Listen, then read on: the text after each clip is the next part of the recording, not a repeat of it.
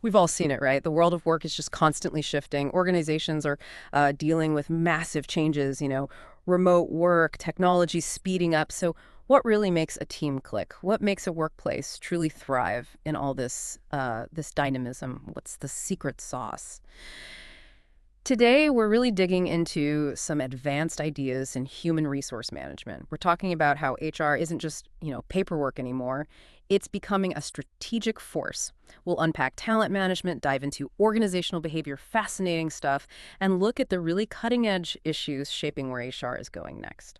Yeah, and our goal here isn't just to give you definitions. We want to pull out those key insights, those sort of aha moments from the sources you've shared with us. The idea is to help you quickly get your head around these sometimes complex HR concepts and see how they actually work in the real world. We'll connect the dots, explain not just what these things are, but really why they matter to you, whether you're leading a team, thinking about your own career, or just, trying to understand your workplace better. Exactly. And we're covering a lot today from that big strategic shift in HR right through to AI's impact, even looking at how different generations work together. This isn't your HR 101. Okay, let's unpack this. So, we kind of know basic human resource management, HRM, recruiting, training, managing people, simple enough, right? Key functions like getting people in the door, getting them skilled up. But then there's this other thing, strategic human resource management, SHRM. What's the real difference there? Why is that shift so important now? That really is the core of it. Think of traditional HRM as more operational, reactive even, handling the day-to-day HR stuff, often kind of separate from the main business strategy. Maybe doing annual training just because it's policy, ticking a box, SHRM. That's a whole different game. It's strategic, it's looking ahead, it's proactive, and crucially, it's woven right into the company's overall business plan. The aha moment is realizing SHRM isn't just managing people, it's shaping the entire workforce, the human capital, to hit those big, long-term business goals. So instead of just generic training, SHRM might design a specific program, say, to build AI skills. Not just because AI is trendy, but because the company's strategic goal is, like launching new digital products that absolutely depend on those skills. This whole framework, this SHRM idea, it links every single HR practice, hiring, pay, development, everything, directly back to the main strategy. It means thinking long-term about who you'll need, not just today, but 5, 10 years down the line. And importantly, it uses real data, performance metrics, to show how HR actually contributes to the bottom line. Makes HR a driver, not just a cost. That completely reframes it. So it's not just about support, it's about driving strategy. How does SHRM actually do that, practically speaking? How does it help achieve those big company goals? Well, it hits on several levels. First, it makes sure HR strategies aren't just kind of aligned, but truly integrated with the business goals, so everyone's pulling the same way. Second, it proactively builds that talent pipeline, finding, growing, and keeping the right people for future needs. It's like future-proofing your workforce. And that naturally builds a high-performance culture right across the board. People are more accountable, focused on growth. Ultimately, all this creates a real competitive edge. The company can adapt faster, innovate more effectively than competitors who are still stuck in that old reactive HR mode. Okay, that sounds incredibly powerful, but, making that shift can't be easy. Where do companies usually stumble when they try to move towards SHRM? What are the main roadblocks? Yeah, good question. Our sources point to a couple of really common hurdles. First one is often just resistance to change, especially from managers who are used to HR just handling the admin. It's not always about disliking change itself. Sometimes it's maybe feeling like they're losing control or just not quite getting how HR can be strategic. It takes a real mindset shift from the top. The second big one is integration issues, actually weaving HR plans into business strategies that might be changing super fast, especially now. Things pivot so quickly, it's tough to keep HR strategy perfectly in sync sometimes. And talking about that fast-changing world, Yeah. what are those major external forces that HR professionals just have to deal with today? The things really reshaping modern HR. Oh, there's some massive ones. Obviously, technology, automation, AI, they're changing jobs, demanding totally new skills. It's huge. Then you've got globalization, and tied to that, the boom in remote work. Bigger talent pools, sure, but way more complex to manage teams spread all over. Plus, the workforce itself is changing demographics. You might have 5 generations working together now, all with different expectations, different ways of working, and of course, the ever-present evolution of laws and regulations. Labor laws, compliance. HR has to stay constantly on top of that. So, given all that, the skills an HR pro needs today, totally different. You need serious strategic thinking, aligning HR with the business strategy, not just following it. Data analysis is key now, using HR analytics, metrics to make decisions based on evidence, not just gut feeling. Change management expertise is crucial, obviously, guiding the organization through all these shifts. Emotional intelligence, too. Understanding people, navigating those complex human dynamics. Super important. You've got to be tech savvy, right? Comfortable with HRIS systems, AI tools, all of it. Plus, solid legal knowledge and really strong communication skills. Not just talking, but influencing, coaching, facilitating tough conversations. Like, a modern HR leader isn't just posting job ads. They're looking at retention data, using analytics to spot high performers, and actively building that future leadership pipeline. It's a different world. It really is a massive leap. Okay, let's zoom out globally. How is global HRM different from just doing HR in one country? What makes it so much more complex? Oh, the complexity just skyrockets. The most obvious difference is scope, right? Global HRM deals with employees across potentially dozens of countries, each with its own context. Domestic HR is just one country. This leads to way more complexity. You're navigating different cultures, legal systems, economic conditions. It's intricate. So global HRM is constantly adapting policies. You can't just have one global rulebook. Compensation, for instance. What works in India, cost of living, cultural norms, probably won't fly in Germany with its different laws and social systems. Global HRM has to tailor everything. And this really highlights that changing role of HRM we talked about. It's gone from purely admin payroll, basic hiring, to being a core strategic partner. There's this intense focus now on talent management, keeping growing the best people. Huge emphasis on technology, using HRIS, AI for recruitment, streamlining everything. And, maybe most importantly, this laser focus on the employee experience, engagement, well-being, personalized careers. Because happy, supported employees drive success. It's that simple, really. And how has globalization specifically impacted those HR functions? What are the concrete effects? It's had a huge effect. First, you need sophisticated cross-cultural management. It's not just about having diverse teams. It's about understanding and navigating different communication styles, decision-making norms, even how conflict is handled across cultures. Second, massive compliance complexity. You're dealing with this tangled web of international labor laws, tax rules, immigration, data privacy. It's constantly changing and varies everywhere. And third, you need strong global talent mobility strategies. Managing expats, international transfers, remote workers scattered globally. It's logistically challenging. Think about a company like Infosys. As they went global, their HR had to build entirely new capabilities, cross-border leadership training, culturally specific onboarding for different regions, virtual integration processes. It was a huge undertaking. Okay, let's shift focus a bit and really dig into talent management. It sounds like this big systematic approach. Can you define it for us? What's the main goal? Sure. Talent management is basically the systematic process of attracting, developing, keeping, and deploying the people who really make a difference to the organization's performance. The main objective, to make sure the company always has the right people with the right skills and the right jobs exactly when they're needed, both for now and for the future. It's all about proactive workforce planning and the key processes involved. It's like a continuous cycle. Starts with really understanding the job, that's job analysis. Then talent acquisition, getting the right people in. Once they're hired, it's performance management, setting goals, checking progress. That feeds into learning and development, building skills for the future. Then there's succession planning, identifying and grooming future leaders. And finally, retention strategies, making sure your top talent actually stays. Okay, so if it's this whole cycle, why is job analysis, which honestly sounds a bit dry, why is that considered so important? What's the big deal about really nailing down the role? It sounds dry, yeah, but it's absolutely fundamental. If you don't get the job analysis right, the whole talent system can go off track. It's what identifies the precise skills, knowledge, abilities the SKAs needed for success in that role. That detailed understanding lets you write accurate job descriptions, attract the right kind of candidates, and then it guides everything else. How you recruit, what training you provide, how you measure performance fairly, like for a data analyst role. A good job analysis wouldn't just say needs data skills, it would specify needs advanced Python, SQL, experience interpreting machine learning models, strong data viz skills. That level of detail shapes who you hire and how you develop them. You get the exact skills you need. But even though it's so crucial, getting talent management right isn't easy. Companies often struggle. Two big challenges pop up again and again in our sources. One is often a lack of real buy-in from the top. Sometimes leadership sees talent development as kind of a soft HR thing, not a core business driver. If they don't champion it, it's hard to make it stick.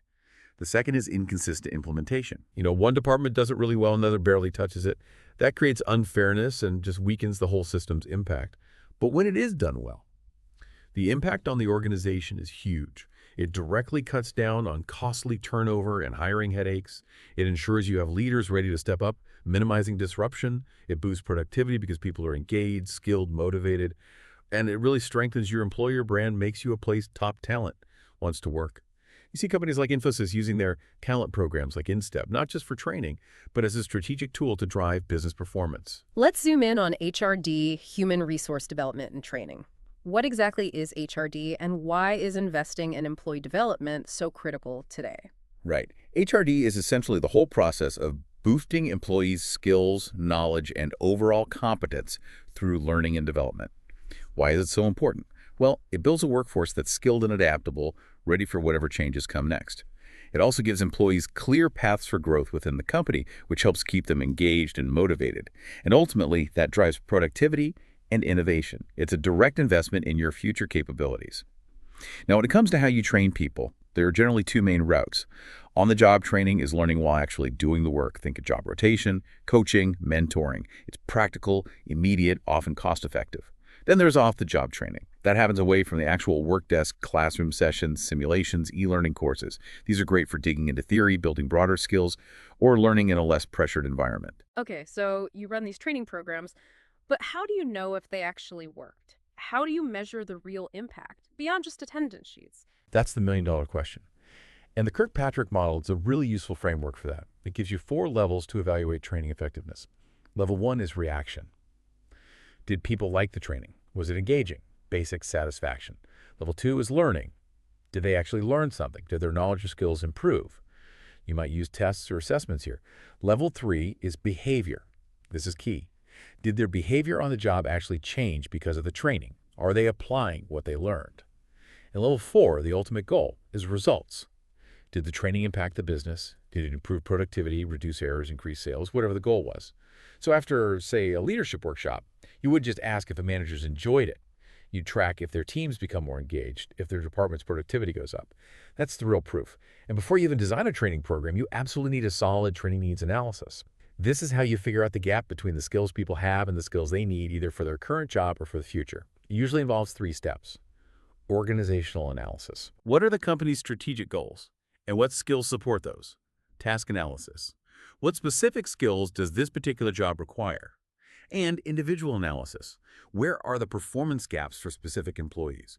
Use tools like surveys, performance reviews, interviews, even just observing people at work to gather that info. And then there's management development, which is a specific type of HRD. It's focused squarely on building leadership skills, decision-making abilities, preparing people for bigger roles. Methods here often include things like executive coaching, intensive leadership workshops, or action learning projects where managers tackle real business challenges. The goal is to develop that strategic thinking and overall managerial effectiveness. Got it. Now let's talk about performance management systems, PMS. How do these systems actually work, and what are they trying to achieve in today's workplace? Okay, so a performance management system isn't just the annual review. It's a continuous, structured process for planning, monitoring, and reviewing employee performance, making sure it aligns with the company's goals. The cycle usually includes goal setting up front, then ongoing feedback and coaching throughout the year, the formal performance review meeting, followed by development planning based on that review, and finally, linking performance to reward and recognition. The main objectives: to make sure what employees are doing actually contributes to the overall strategy, to promote accountability and growth, and to spot where people might need more training or development. And tools like the Balanced Scorecard can really enhance performance appraisals. It's more than just numbers, it's a strategic tool. It helps translate the company's strategy into measurable goals across 4 areas: financial, customer, internal processes, and learning and growth. The point is to align individual and team goals directly with the big picture strategy, measuring both short-term results and the long-term capabilities needed for success. Like a factory might track performance not just on output, but also on safety metrics, customer feedback scores, training hours completed, and process efficiency. It gives a much richer view. And then there's Total Quality Management, TQM. Its role within SHRM is really about embedding continuous improvement into the culture. TQM isn't just for manufacturing. It's about constantly improving all processes and outcomes.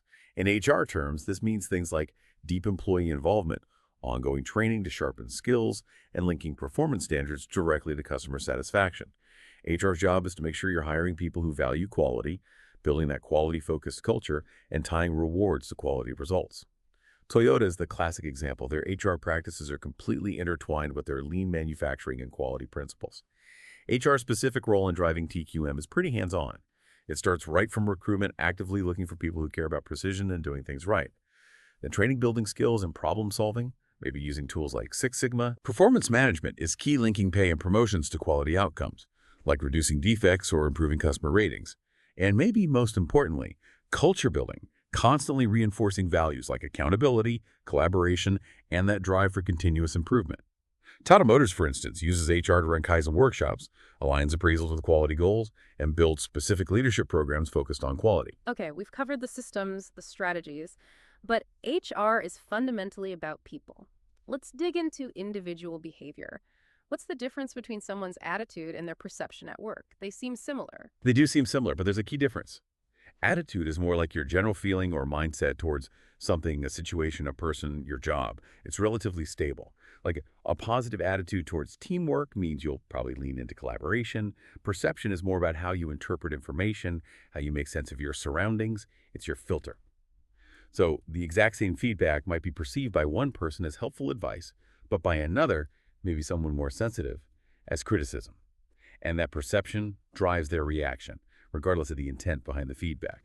And then you have personality. That's your more consistent pattern of thoughts, emotions, behaviors. That's what makes you, you.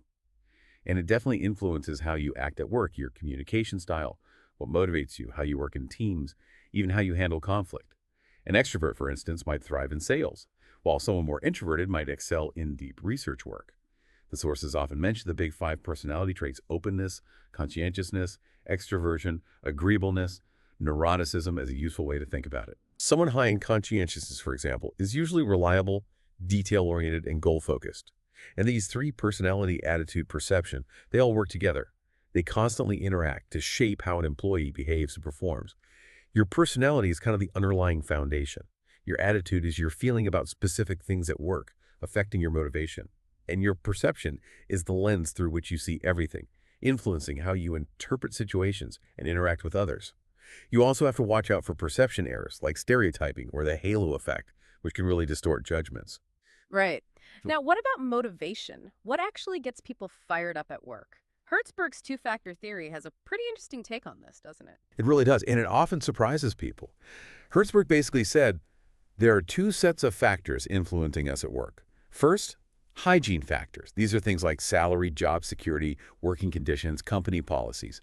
If these are bad, people get dissatisfied, really dissatisfied. But here's the twist. Improving them, giving a raise, a nicer office, doesn't actually motivate people to perform better. It just makes them less unhappy.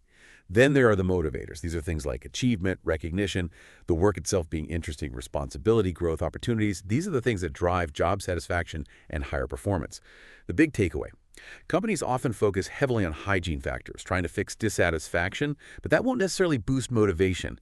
You need to address the motivators: recognition, growth, meaningful work, to really get people engaged and productive.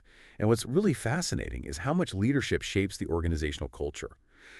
Leaders really set the tone. Their actions, their values, what they pay attention to, that all signals what's important, what's expected. They shape the norms, the unwritten rules. An ethical, transparent leader. They build trust.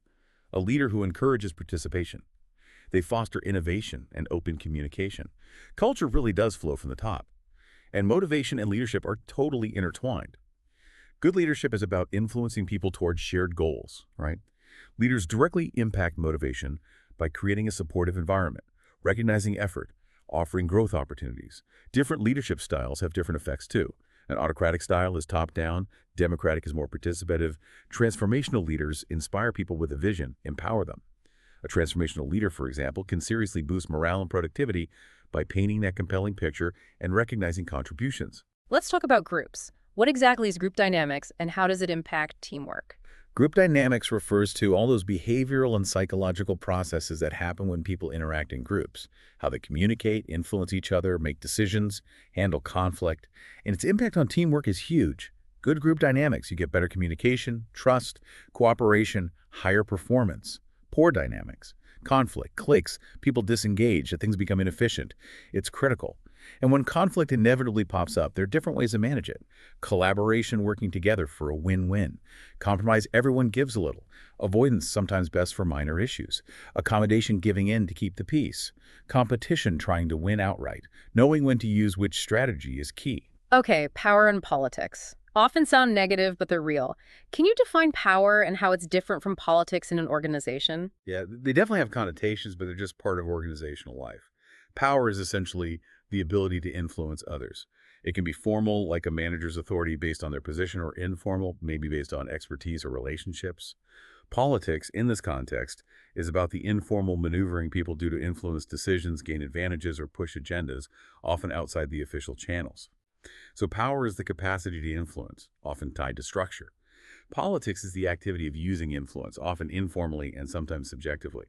Understanding both group dynamics and these power politics is vital for managing teams and especially for managing change. You have your formal groups, departments, project teams set up by the org, but you also have powerful informal groups, social networks, alliances that emerge naturally. These can have huge influence.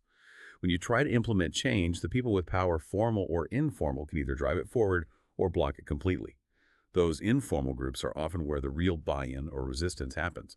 Think about a merger. Informal leaders within departments can either smooth the integration by building bridges, or they can sabotage it if they feel threatened or excluded using their political influence. This also relates to things like Tuckman stages of group development, forming, storming, norming, performing, adjourning, how groups naturally evolve through conflict and cohesion. Let's talk about organizational culture again. It feels kind of nebulous, but how does it actually shape how employees behave day to day? It might feel nebulous, but its impact is incredibly concrete. Culture sets the unwritten rules, how things are done around here. It signals what behaviors get rewarded, what gets frowned upon. A strong, clear culture helps align everyone, gives a sense of shared purpose. A weak or toxic culture leads to confusion, conflict, low morale. Like that example of a customer-first culture, it doesn't just live in a slogan. It means employees feel empowered, even expected, to prioritize customer needs in their daily decisions. It shapes their actions. We can think of culture in layers. On the surface are the artifacts, the visible stuff. Dress code, office design, ceremonies, logos, what you see and hear. Deeper down are the values, the stated beliefs and principles. What the company says is important, often found in mission statements. And deepest are the assumptions they're taken for granted, unconscious beliefs about how the world works, about people, about the company's place in the world. These are really powerful. And you see different types of culture too, like clan, collaborative, like family, adhocracy, innovative risk-taking, market, results-focused, competitive, or hierarchy, structured, controlled. Okay, and what about organizational change? What is it, and what usually triggers it? Organizational change is simply the process of altering key aspects of the organization structure, processes, technology, culture, usually to adapt to shifts in the environment or internal needs. And the triggers, they're everywhere today. Major technological advancements, fierce market competition, big events like mergers or acquisitions, changing employee expectations, new government regulations. The list goes on. Change is pretty much constant now. And culture plays a massive role in whether change succeeds or fails. A culture that's rigid or resistant to new ideas can really hinder change efforts. People cling to the old ways. Conversely, a culture that values learning, adaptability, and open communication is much more likely to embrace change. You really need to align the change initiative with the culture or actively work to shift the culture itself. Culture also shapes how conflict is handled during change. Does the culture encourage open debate or does it suppress disagreement? Suppressing it often just drives conflict underground where it festers. Think of Lewin's change model. You have to unfreeze the old ways, implement the change, and then refreeze the new ways to make them stick. Culture is key to all three stages. And finally, don't forget organizational structure. It defines who reports to whom, how information flows, who has authority. A clear structure reduces confusion and conflict, but the type of structure also matters. A flat structure might encourage faster decisions and more autonomy. A tall hierarchical structure might provide more control but can slow things down and stifle creativity. Structure shapes behavior. Fascinating. Okay, let's look ahead. What are some key trends popping up in HR research right now? What's on the horizon? Two big ones really stand out in recent academic work. First, the accelerating use of AI and HR, particularly for recruitment and performance analytics, is moving fast. And second, a much stronger focus on employee mental health and well-being. Moving beyond just physical safety to holistic well-being, that's gaining huge traction. And if we connect that AI trend to the bigger picture, AI isn't just automating old tasks, it's genuinely transforming HR practices. It's speeding up things like resume screening tools like HireViewer examples. It's enabling predictive analytics to forecast turnover or pinpoint engagement issues. Chatbots are handling common employee questions instantly, but it also means HR professionals need new skills, understanding AI, interpreting its outputs, ensuring it's used ethically. It's a major shift. Right. So how specifically is AI changing recruitment? What does that look like in practice? Well, we're seeing AI used for resume parsing, with NLP pulling out key skills and experience way faster than a human can.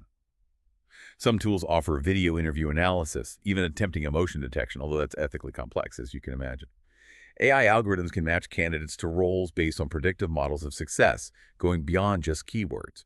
And it's automating the routine stuff like scheduling interviews and sending candidate updates, freeing up recruiters for more human interaction. And it's not just recruitment. For performance appraisals, AI dashboards can offer real-time performance tracking, moving beyond the yearly review. For employee engagement, AI can analyze survey comments, internal comms data, using sentiment analysis to gauge morale and spot problems early. Much more proactive. But, and this is a big but, there are serious ethical concerns. Bias in algorithms is a huge one. If the AI is trained on biased data, it can perpetuate or even worsen discrimination in hiring or promotions. Data privacy and consent are critical. We're talking about sensitive employee data here. And the lack of transparency, the black box issue. If you don't know why the AI made a decision, it breeds mistrust. So the recommendations are clear. Push for explainable AI, conduct regular audits for bias, and crucially, keep humans in the loop. AI should be a tool, an assistant, not the final decision maker. Absolutely critical points. Let's switch gears back to the human side. Emotional intelligence, EI. What is it, and why is it so important for leaders? Emotional intelligence is basically your ability to recognize, understand, manage, and respond effectively to emotions, both your own and others. For leaders, it's almost a superpower. It boosts empathy, really understanding your team's perspective. It improves decision-making, especially under pressure because you're more self-aware, and it makes you much better at resolving conflict constructively.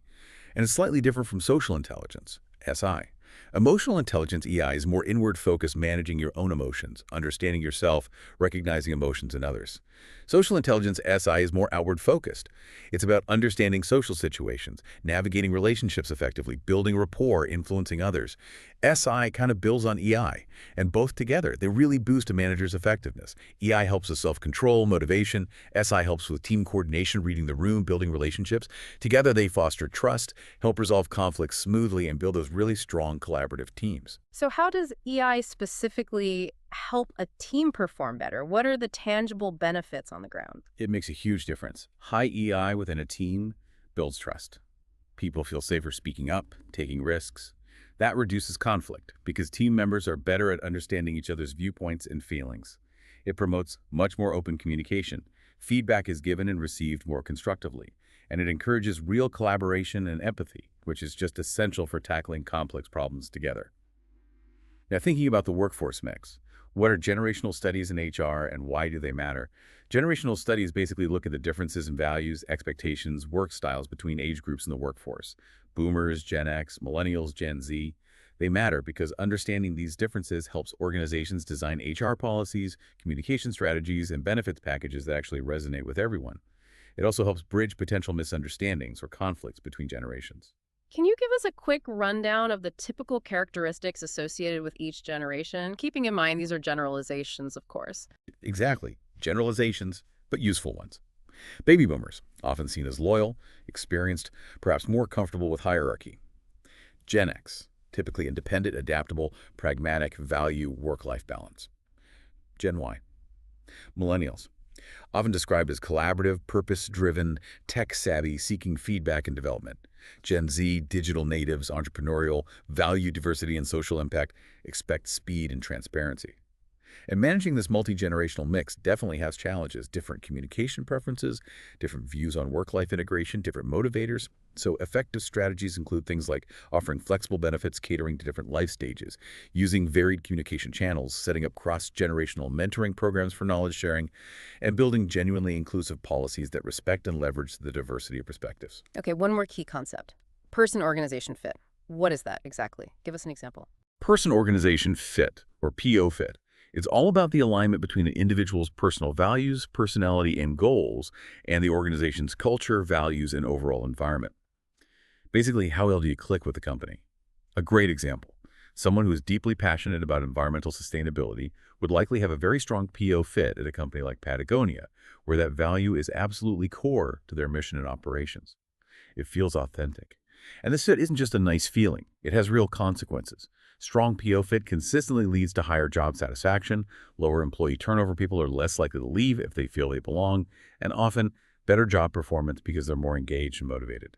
There are models that explain this, like the value congruence model, and plenty of research confirms the link between good fit and positive outcomes like commitment and retention. Which brings us finally to organizational effectiveness. What does that term encompass? Organizational effectiveness is really the bottom line.